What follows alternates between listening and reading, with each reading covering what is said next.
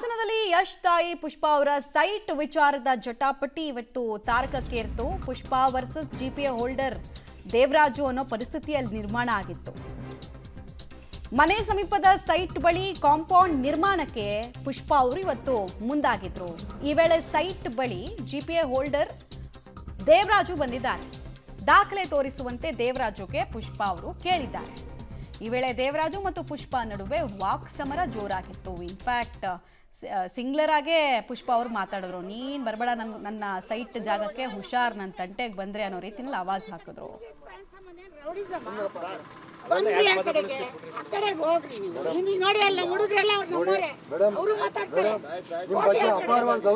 ಗೌರವ ಬೇಡ, ಇದನ್ನ ಹೆಂಗ್ರಿ ನಾನು ಕಾನೂನಿ ಗೌರವ ಕೊಡಿ ಮೇಡಮ್. ಹೆಂಗ್ ಹೊಡೆದ್ರಿ? ಅಲ್ಲ ಕಾನೂನಿ ಗೌರವ ಕೊಡಿ ಮೇಡಮ್. ಕಾನೂನಿ ಕೊಡ್ತಾರೆ, ಸರ್ವೆ ನಂಬರ್ ಮೇಲೆ ಕೊಡ್ಲಿ, ನಾನು ಕೊಡ್ತೀನಿ. ನಿಮ್ದು 5 ಕುಂಟೆ, ನಂದು 40-60, ಅರ್ಥ ಆಯ್ತಾ? ಗೊತ್ತು ನನಗೆ. 40-60 ಅಲ್ಲಿ 5 ಕುಂಟೆ ಅಲ್ರಿ, ನೀವೇ ಹೇಳ್ರಿ. ಆಮೇಲೆ 55ನೇ ಇಸ್ವಿಯಿಂದ ಇವ್ರು ಟ್ಯಾಕ್ಸ್ ಕಟ್ಟಿಲ್ಲ. ನೀವು ಮೋಸ ಮಾಡಿ. ಶ್ರೀಮತಿ 12 ವರ್ಷ, 15 ವರ್ಷ, 25 ವರ್ಷ ಶ್ರೀಮತಿ ಕಟ್ಟಾಳೆ, 12 ವರ್ಷ ಹುಡುಗ ಕಟ್ಟಿದ್ದಾನೆ, ನಾನು 6 ವರ್ಷ ಕಟ್ಟಿದ್ದೀನಿ. ಯಾರ್ದು ಜಾಗ ಅಲ್ಲಿವರೆಗೂ ಇವರೆಲ್ಲ ಹೋಗಿದ್ರು, 3 ಕೈ ಬದಲಾಗೋರ್ಗು ಇವರೆಲ್ಲ ಹೋಗಿದ್ರು. ಯಾಕೆ ಮಾರಕ್ ಬಿಟ್ರು? ನಾನು ತಗೊಂಡಿರೋದು. ಹಾಸನದ ವಿದ್ಯಾನಗರದಲ್ಲಿರ್ತಕ್ಕಂತಹ ರಾಕಿಂಗ್ ಸ್ಟಾರ್ ಯಶ್ ಅವರ ತಾಯಿ ಪುಷ್ಪಾ ಅವರ ಮನೆಯ ಪಕ್ಕದ ನಿವಾಸನ ಮತ್ತೆ ತಾರಕಕ್ಕೇರಿದೆ. ಇಂದು ಯಶ್ ಅವರ ತಾಯಿ ಸ್ಥಳಕ್ಕೆ ಆಗಮಿಸಿದರೆ ನಾವು ದೃಶ್ಯದಲ್ಲಿ ಗಮನಿಸ್ಬೋದು.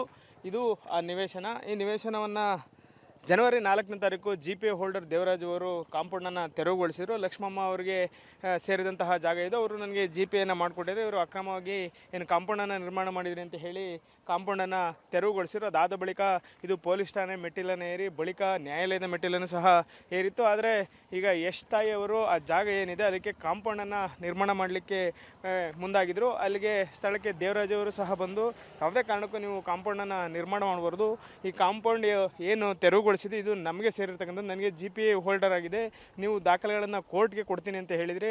ಆದರೆ ಕೋರ್ಟ್ನಲ್ಲೇ ನೀವು ದಾಖಲೆಗಳನ್ನು ಸಲ್ಲಿಸಿದರೆ ಕೋರ್ಟು ಯಾವ ತೀರ್ಪು ಕೊಡುತ್ತೆ ಅದಕ್ಕೆ ನಾವು ತಲೆಬಾಗ್ತೀವಿ ಅಂತ ಹೇಳಿದರು. ಈ ಸಂದರ್ಭದಲ್ಲಿ ಯಶ್ ಅವರ ತಾಯಿ ಪುಷ್ಪಾ ಹಾಗೂ ದೇವರಾಜು ನಡುವೆ ವಾಗ್ವಾದ ನಡೆಯುತ್ತೆ.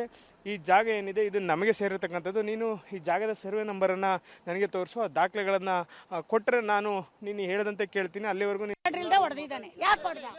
ಅಲ್ಲ ಕೋರ್ಟ್ ಆರ್ಡರ್ ಇಲ್ಲದೆ ಹೆಂಗ್ ಹೊಡೆದ? ಕೋರ್ಟ್ ಆರ್ಡರ್ ಕೇಳಿ, ಈಗ ನೀವು ಕೇಳಬೇಕು, ತೋರಿಸ್ಬೇಕು. ಜಿಪಿಎ ಹೋಲ್ಡರ್ ಆದ್ರೆ ನಾನು 5 ಕುಂಟೆ ಅವಂದು, ನಂದು 40-60 ಸೈಟು, ಅವ್ನು 5 ಕುಂಟೆ ಅಲ್ಲಿ, ನನ್ನ ಜಾಗ 40-60. ಇರಿ ಪ್ರಸಾದ್ ಇರಪ್ಪ, 5 ಕುಂಟೆ ಜಾಗ ಅಂದ್ರೆ ಗೊತ್ತಲ್ರಿ ನಿಮ್ಗೆ ಎಷ್ಟಿರುತ್ರಿ. ಈಗ ಅವ್ನು ಎಲ್ಲೋದ ಕರೀರಿ, ಈಗ ಆಗ್ಬೇಕೀಗ ನಂಗೆ ಕ್ಲಿಯರ್ ಆಗ್ಬಿಡ್ಬೇಕು. ಇವತ್ತು ಏನ್ ದಿನ ಬರೋದು ರೌಡಿಸಮ್ ಮಾಡೋದ? ಅವ್ರ ಅಂತಂದಿರೆಲ್ಲ ಬರೋದು. ನೆನೆ ನಮ್ಮ ಹುಡ್ಗನ ಜೊತೆ ಜಗಳಕ್ಕೆ ಬಂದವ್ರಿ ಇಲ್ಲಿ, ಈ ಹುಡ್ಗನ ಜೊತೆ ಏನ್ ದಿನ ಇದೇ ಕತ್ತೇನೆ. ಯಶೋರ್ ಮೇಲೆ ಒತ್ತಲಿಸಿದಾರೆ, ಎಲ್ಲ ಒತ್ತಲಿಸಿದೀವಿ. 6 ವರ್ಷ ಯಾಕೆ ಬರ್ಲಿಲ್ಲ? 6 ವರ್ಷ ಯಾಕೆ ಬರ್ಲಿಲ್ಲ? 6 ವರ್ಷ ನಾನು ತಗೊಂಡು ತೋರಿಸ್ತೀನಿ. ನಾನು ಗೌರ್ಮೆಂಟಿಗೆ ಟ್ಯಾಕ್ಸ್ ಕಟ್ತಾ ಇದ್ದೀನಿ, ಯಾಕೆ ಬಂದಿಲ್ಲ 6 ವರ್ಷ ಹೇಳಿ?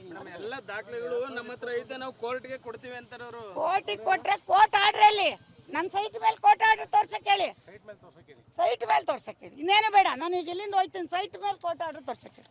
ಈ ಸೈಟ್ ಮೇಲೆ ಕೊಟ್ಟಿಲ್ಲ, ಯಾವುದೋ ತಗೋ ಬಂದಿರೋದು.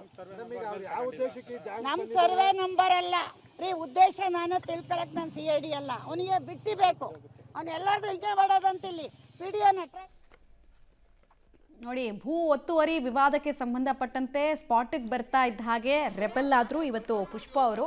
ದೇವರಾಜು ಜೊತೆಗೆ ಮಾತಿನ ಜಟಾಪಟ್ಟಿಗಿಳಿದ್ರು, ಫುಲ್ ಆವಾಜ್ ಹಾಕಿದ್ರು, ಡಾಕ್ಯುಮೆಂಟ್ ಇದೆಯಾ ತೋರಿಸು ಅಂತ ಹೇಳಿದ್ರು. ಇಲ್ಲಾಂದ್ರೆ ನಾನು ಕಾಂಪೌಂಡ್ ಕಟ್ಟೋದಕ್ಕೆ ತೊಂದರೆ ಕೊಡಬಾರ್ದು, ಇನ್ನೊಂದ್ಸಲ ಇಲ್ಲಿಗೆ ಬಂದ್ರೆ ಚೆನ್ನಾಗಿರಲ್ಲ ಅಂತ ಅಂದ್ರು.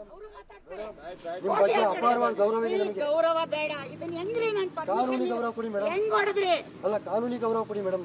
ಕಾನೂನಿ ಕೊಡ್ತಾರೆ, ಸರ್ವೆ ನಂಬರ್ ಮೇಲೆ ಕೊಡ್ಲಿ, ನಾನು